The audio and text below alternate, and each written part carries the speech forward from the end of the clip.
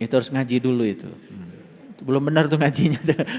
Dikit-dikit haram kan sekarang banyak yang kayak gitu ya. Ini haram, ini haram, ini haram. Aduh, repot banget gitu. Ya, kayak Tuhan aja dia itu. Itu karena belum pernah mendengar berita besar itu. Ngajinya belum tuntas itu. Ini anak bayi itu.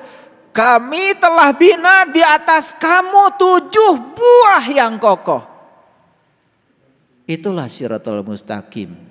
Itulah jalannya orang yang ingin mendapatkan nikmat. Nikmat gak ada kaitannya dengan uang. Nikmat gak ada kaitannya dengan jabatan. Nikmat gak ada kaitannya dengan urusan dunia. Nikmat yang sebenarnya adalah yang diberikan kepada para nabi, para siddiqin, para syuhada dan para solihin. Itulah menyatu, manunggal bersama Allah.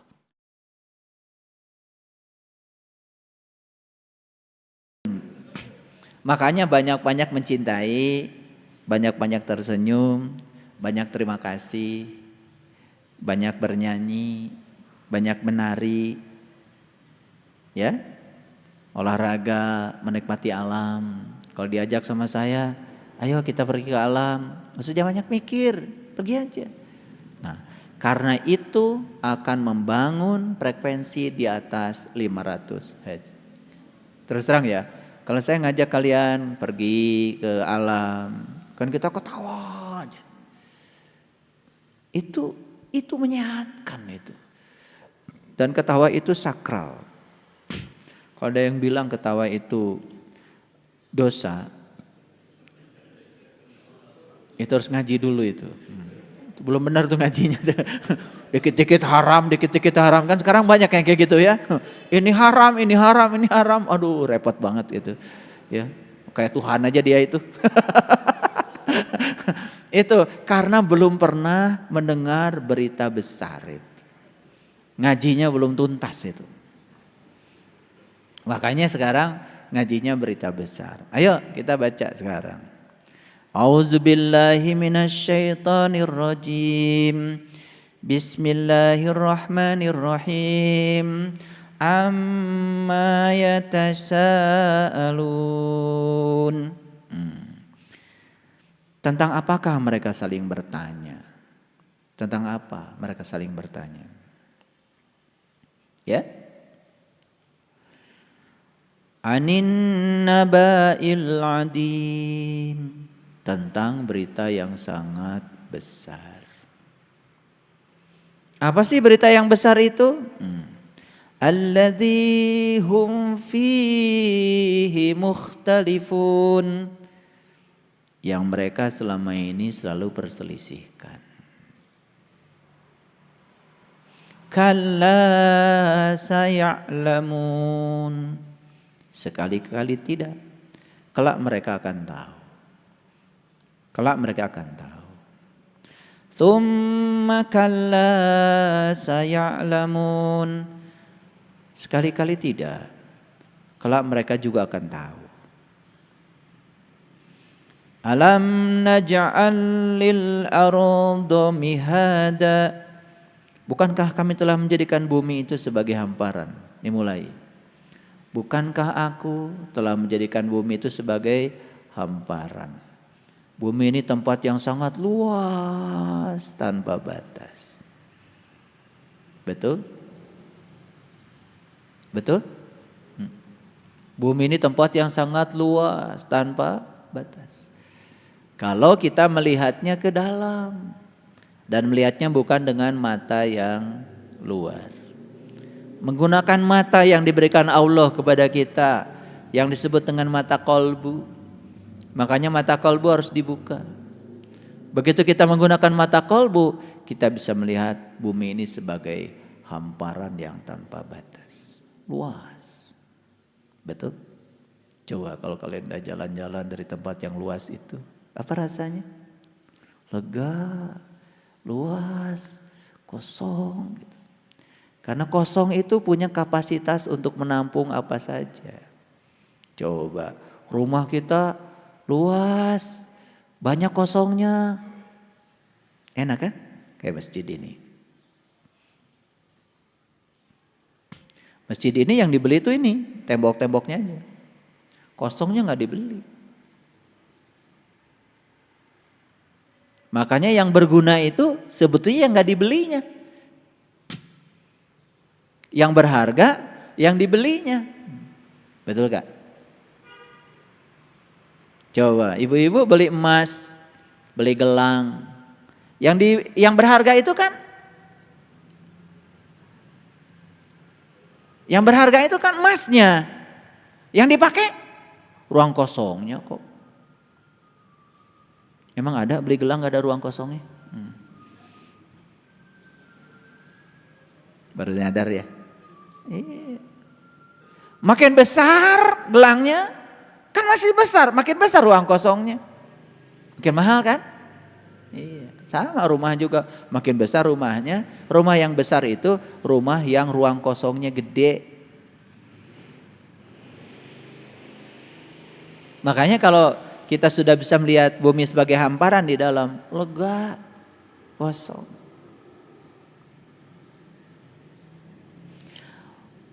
Wal jibala autada, dan gunung-gunung sebagai pasak.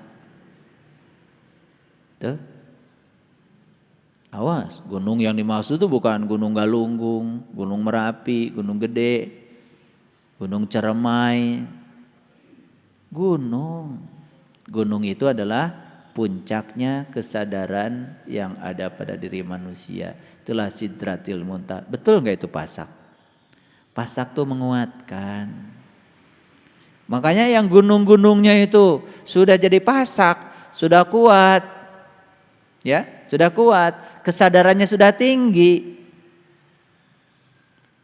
Maka dia akan melihat bumi ini hamparan.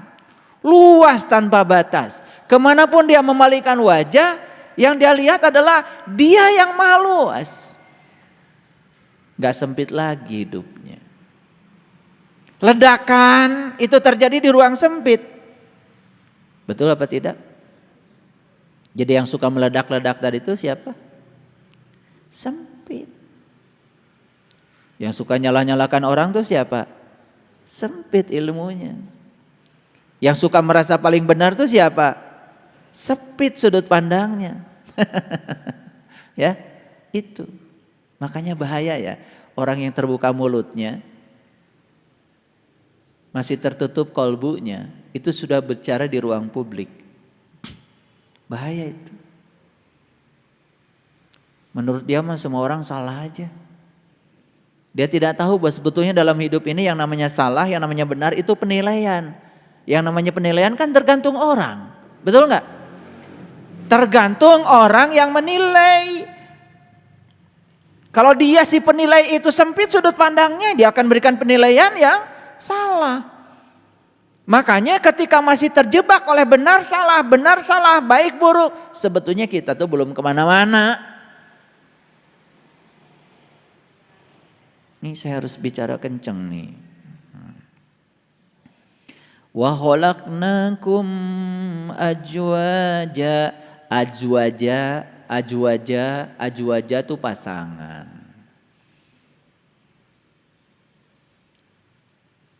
Jadi manusia ini sebetulnya berpasangan. Pasangan itu bukan suami istri. Suami istri itu adalah pilihan. Rek kawin menang teu pilihan teu kumaha maneh. Riweuh-riweuh teuing. Pasangan itu artinya pasangan itu artinya jasmani dan rohani.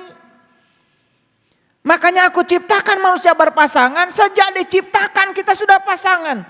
Jasmani dan rohani, sadar bahwa jasmani harus dikasih makan, rohani harus dikasih makan. Jasmani berasal dari bumi, kasih makanan unsur-unsur dari bumi. Rohani berasal dari Allah, wujudnya adalah cahaya di atas cahaya. Makanya makanannya juga pasti cahaya dong. Ini kadang-kadang sombong. Baru ngaji ditanya, dari mana ibu? Habis santapan rohani. Padahal makannya kupat, gehu, cireng, Panglobana deh saya mah mungkus deh. Oh kaera meretara hayang nate berewe. Kagok lah. Bilangnya santapan rohani. Aduh. Meniasa pisan. Santapan rohani itu tidak terjadi di ruang begini, Bapak Ibu. Santapan rohani itu sendiri. Hening, bening, dingin. Santapan rohani terjadi saat rohani kita sedang memandang Dia Sang Maha Rohani dengan mata rohaninya. Itulah santapan rohani. Awas ya, jangan ikut-ikutan. Kalian suka ikut-ikutan, baru ngaji aja lo bilang, habis santapan rohani.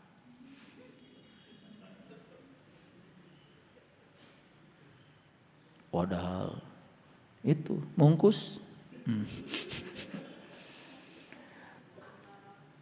Wa khalaqnakum azwaja. Aku ciptakan kamu berpasangan.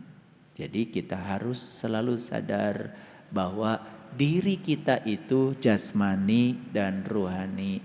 Urus dua-duanya. Saya kasih tahu ya.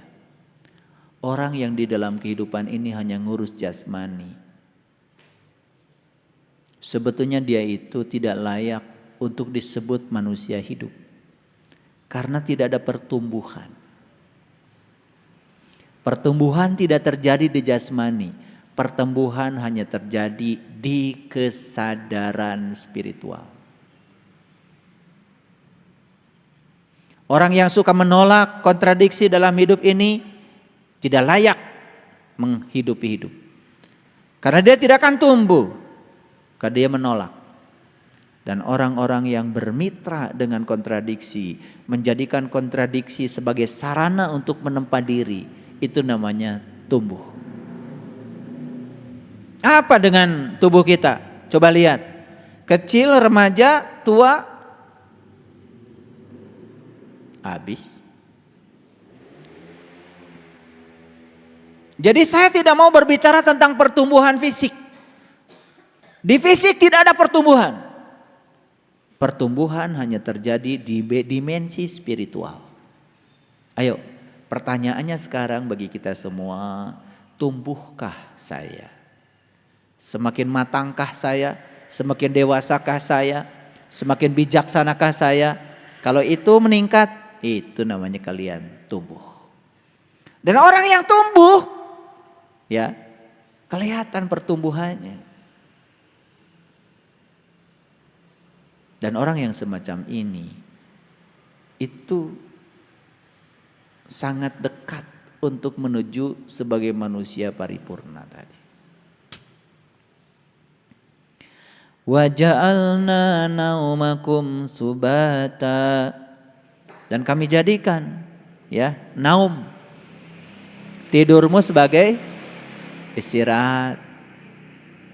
Sudah bisa tidur belum? Udah bisa tidur belum? Ya tidur yang ngorok itu udah dari kecil. Ngaji aja tidur. Kalau tidur yang itu tidak masuk berita besar. Awas ya. Ini sedang cerita berita besar loh, bukan cerita yang kecil. Kalau yang kalian tidur gitu sampai nggak bangun-bangun, itu bukan berita besar, nggak masuk situ. Tidur yang dimaksud di sini adalah tidurnya Ashabul Kahfi. Tidurnya pun 300 tahun ditambah 9 tahun. Tidurnya pun di dalam gua yang bisa memberikan keselamatan. Itulah tidur yang sebenarnya. Itulah tidur yang istirahat. Kalau tidur kalian yang ngorok itu apalagi sambil ngocoblak. Ada yang tidurnya ngocoblak itu. Wah, eta mah sare. Ya, yang kayak gitu berarti pikirannya saja ketika tidur tidak istirahat. Tubuhnya kasihan gak istirahat. Nih saya kasih tahu. Kalau kita sering tidur di gua sejati kita, tidur yang syar'i itu tidak usah lama-lama tapi kualitasnya luar biasa. Membuat seluruh sel dalam tubuh kita benar-benar istirahat. Itu begitu bangun itu seger itu. Makanya itulah. Saya udah kasih doa kan? Sebelum tidur ada doanya. Ada olah nafasnya. Jalankan.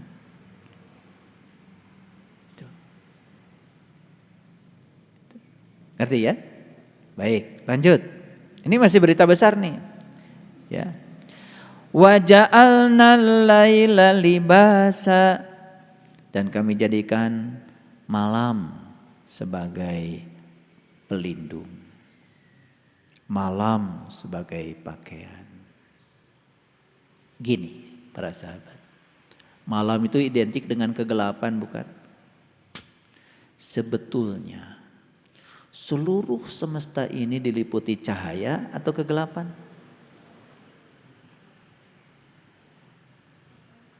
Diliputi cahaya atau kegelapan? Yo, pinter enggak? Kalau matahari tinggal di tempat gelap atau di tempat terang? Terang? Tuh, kalian berarti belum benar belajar fisikanya ini. Kayaknya 3,5 nilainya.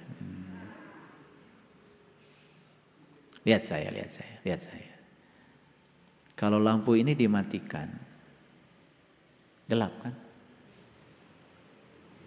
Kalau matahari ini membelakangi bumi dan kita berada di punggung bumi, di belakang matahari, gelap kan? Apa artinya gelap? Ketiadaan cahaya. Jadi sebetulnya cahaya itu datang dan pergi. Yang abadi di semesta ini adalah kegelapan. Saya tanya sekarang, apakah di tempat ini sekarang ada gelap? Ada. Cuman terhalang oleh terang. Jadi kalau gitu matahari tinggal di tempat gelap, tempat terang. Tinggal di tempat gelap sebetulnya. Cuman karena mataharinya bersinar gak kelihatan. Jadi semesta ini diliputi oleh hening, bening, dingin. Itulah pakaian kita. Nanti coba kalian masuk ruangan. Matikan semua, jangan ada cahaya sedikit pun. Coba sesekali tinggal di tempat gelap yang semacam itu, rasakan. Saya nggak bisa ngasih tahu dari sekarang, tapi rasakan aja. Selama ini tempat yang disebut menakutkan itu tiba-tiba akan menjadi tempat yang sangat menyenangkan. Dalam gelap itulah ketika kita meniti ke dalam diri, kita akan menyaksikan cahaya yang luar biasa. Karena itu pakaian kita. Ini tingkat tinggi sebetulnya, tetapi nggak apa-apa, saya bagikan supaya ngerti sedikit. Wa ja'alna an-nahara ma'asya. Kami jadikan siang untuk mencari penghidupan. Siang apa? Terang. Jadi mencari penghidupan harus di tempat terang. Baik penghidupan fisik maupun penghidupan rohani kita. Karena kita diciptakan berpasangan. Nih saya kasih tahu. Nah kalian semua ya, hati-hati mencari penghidupan. Harus terang benderang. Cari penghidupan fisik, nafkah buat keluarga yang terang benderang. Karena itu akan jadi darah mereka, daging mereka, tulang mereka, otak mereka, pikiran mereka. Kalau mereka dikasih dari tempat gelap, kasihan kalau mereka nanti gelap. Jadi kalau anak-anak kita kok susah, dinasehati nggak nurut, dikit-dikit melawan, tanya dulu anak kita dikasih makan dari mana. Jangan-jangan ada yang nempel tuh dari tempat gelap ke situ. Karena kita mencari penghidupannya di tempat gelap. Belajar agama di tempat terang, jangan di gelap-gelapan. Belajar spiritual sama yang terang, jangan sama yang gelap. Bimbing haji, pergi umroh, ayo cari yang terang. Jangan cari yang gelap. Ya, bisa bedakan? Gelap. Wajahnya kelihatan. Poek. Ya, nyampe sana cuman disuruh muter aja. Disuruh melempar aja. Nggak ada rasa di situ. Sepanjang kita dibimbing oleh yang gelap, kita pun berada dalam ruang gelapnya dia.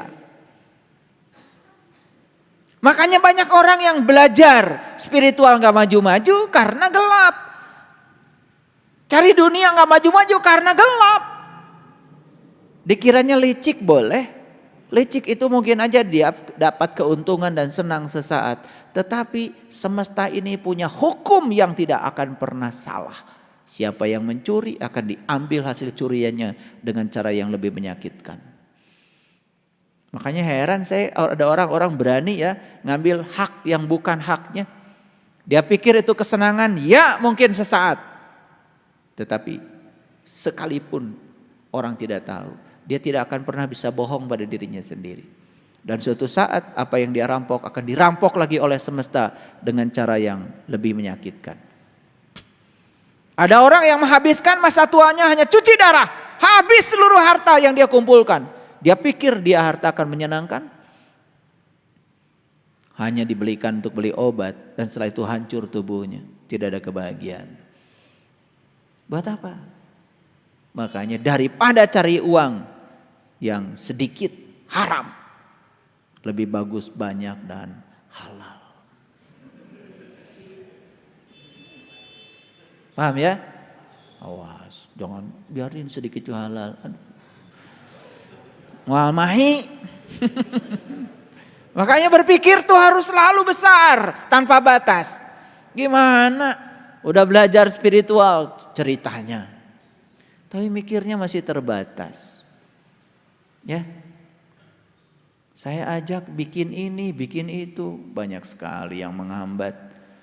Pikirannya udah pikiran terbatas. Jadi kalau kalian masih berpikir pakai otot dan otak, belum pakai hati, belum pakai kesadaran, itu belum belajar spiritual. Banyak yang pesimis ya ketika diajak sesuatu. Bahkan Allah pun diukur dengan ukurannya dia. Keterlaluan. Allah yang maha kaya diukur dengan dompetnya dia. Uang dari mana? Bagaimana mungkin? Tambah lagi, buat makan aja susah, SPP belum kebayar, terus nyeritakan yang dia tidak ingin. Eta nu bakal jadi. Jadi, jangan percaya sama orang yang selalu bilang sama kita, kalau Allah itu sudah mentakdirkan semua manusia, rezekinya sudah diatur, ditulis di Lauh Mahfuz katanya. Ditanya Lauh Mahfuz aja di mana nggak tahu. Apalagi tanya tulisannya kayak apa, betul nggak? Saya tanya di mana Lauh Mahfuz? Bingung itu. Kalau ngomong Lauh Mahfuz kayak yang paling tahu aja. Geus ningali acan tulisan Allah di ditu. Tambah bingung lagi. Mau punya Allah yang kayak gitu. Ini lahir katanya jadi orang miskin, ini lahir saudagar, mau? Dari kecil saya nggak percaya ajaran itu. Saya cuma percaya Allah itu maha kaya dan Allah menyediakan rezeki yang sama buat semua orang. Kalau rezeki kita beda hari ini, da urang nu salah nyokotna. Batur mah kadi itu mawa tangki, urang mawa gayung. Betul. Gitu. Paham ya? Jangan ketawa-ketawa. Ya, tapi nggak ngerti. Nah, sekarang udah ketawanya kelihatan ngerti ya. Ketawa itu harus melambangkan ngerti, ya. Paham maksud saya? Ya, jadi belajar spiritual tuh fidunya hasanah wa fil akhirati hasanah. Harus berkelimpahan lahir batin. Kan sudah diciptakan kita berpasangan. Artinya ya kalau pasangan serasi pasti berkah lahir batin. Paham? Itu. 12. Wa banaina fawqakum sab'an shidada. Dan kami bina di atas kamu 7 buah yang amat kokoh. Tah ieu anaba teh. Kartos? Ini anaba itu. Kami telah bina di atas kamu 7 buah yang kokoh. Itulah Shiratal Mustaqim. Itulah jalannya orang yang ingin mendapatkan nikmat. Nikmat gak ada kaitannya dengan uang. Nikmat gak ada kaitannya dengan jabatan. Nikmat gak ada kaitannya dengan urusan dunia. Nikmat yang sebenarnya adalah yang diberikan kepada para nabi, para siddiqin, para syuhada dan para solihin. Itulah menyatu, manunggal bersama Allah. Merasakan kehadiran setiap saat. Itulah nikmat yang paling besar. Itulah sumber kedamaian kita yang sebenarnya. Kalau kita sudah manunggal bersama Dia, tidak ada yang mustahil. Gitu. Udah nyampe nih beritanya belum? Udah nyampe beritanya belum? Iya. Ada juga yang menceritakan, oh berita paling besar katanya berita tentang kiamat. Kiamat itu apa? Hancurnya alam semesta. Alam semesta dari dulu juga udah hancur. Berita apaan? Ya, kematian sudah berlangsung. Bahkan tubuh kita yang 100 triliun sel itu setiap hari 17 miliar sel mati di tubuh kita. Lihat gak umur saya waktu 35 tahun. Lihat tuh di YouTube tuh ada. Saya sedang ceramah, tuh umur 35 tahun. Lihat gak sekarang umur saya 55 tahun. Iya, udah rusak. Karena setiap hari sel yang mati 17 miliar. Itu pun kalau pikirannya positif. Coba. Nah yang pikirannya negatif coba lihat tuh. Baik. Gigi pun pada hilang. Kayaknya 3 kali 17 miliar deh. Yuk. Makanya cepat sekali ya, cepat sekali. Kemarin begini, hari ini udah beda. Cepat sekali. Kayak tadi kita di luar bicara dengan para sahabat dan Ayah Yudi mengatakan setelah dapat ilmu ini kok rasanya tubuh saya sangat energetik gitu, berenergi. Ya betul, memang. Ya karena apa? Karena pikirannya sudah positif, karena jiwanya sudah mulai bersih. Dampaknya pada tubuh juga jadi sehat. Ini Ayah Asrori umur 57 tahun dari Surabaya ke Bandung nyetir sendiri. Dari sini mau langsung ke Jakarta, nyetir sendiri. Luar biasa. Ya, gitu. Pantaskan diri kita. Dan Allah tergantung sejauh mana kita memantaskan diri kita. Apa yang terjadi kalau kita sudah tahu rahasia di balik yang 7 tadi? Baca ayat selanjutnya. Wa ja'alna sirajan wahaja, dan kami jadikan pelita yang amat terang. Betul? Inilah an-naba, ini berita yang paling besar. Bukan berita tentang hal-hal yang lain, ini berita yang paling besar. Terasa berita ini nyampe pada kalian? Kami bina di atas kamu 7 buah jalan. Setelah itu Allah mengatakan wa ja'alna sirajan wahhaja, dan kami jadikan pelita yang terang benderang. Betul? Betul? Terasa berita ini? Nikmat Allah mana lagi yang mau kau dustakan? Wa anzalna minal mu'syirati ma'an sajjaja, dan kami turunkan dari awan air yang tercurah. Air apa? Air kesabaran, air ulas asih, air kebijaksanaan. Maka siapapun yang sudah menemukan rahasia yang 7 dalam dirinya, sudah bisa meniti ke dalam diri, sudah melihat pelita yang terang benderang, maka setiap dia meniti ke dalam diri akan dihujani. Al-Maidah. Makanya jangan heran, kalian tuh seperti tidak belajar, tahu-tahu pintar. Gak pernah berlatih, tahu-tahu terampil. Sekarang kalian menjadi terampil menghadapi masalah. Tiba-tiba intuisinya hidup. Tuh, pintar tanpa belajar, cerdas tanpa berlatih. Itulah ma'rifatullah yang sebenarnya.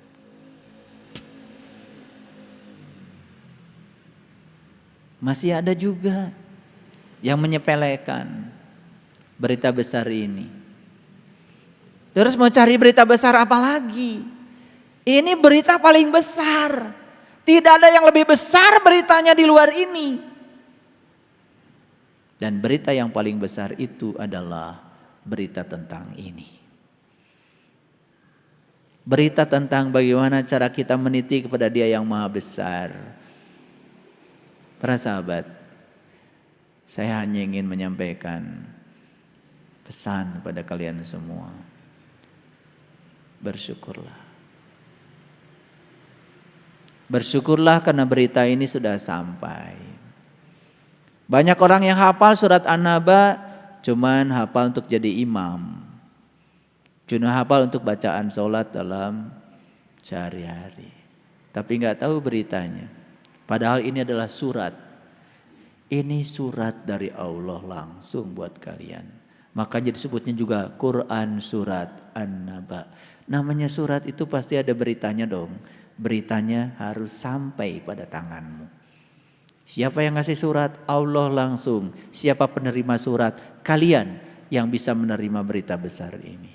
Dan sekarang surat sudah sampai di tangan kalian. Jaga itu surat.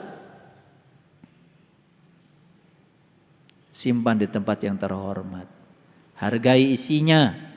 Hargai isinya. Tuh. Ya. Linukhrija bihi habbaw wa nabata, supaya kami tumbuhkan dengan air itu biji-bijian dan tumbuh-tumbuhan.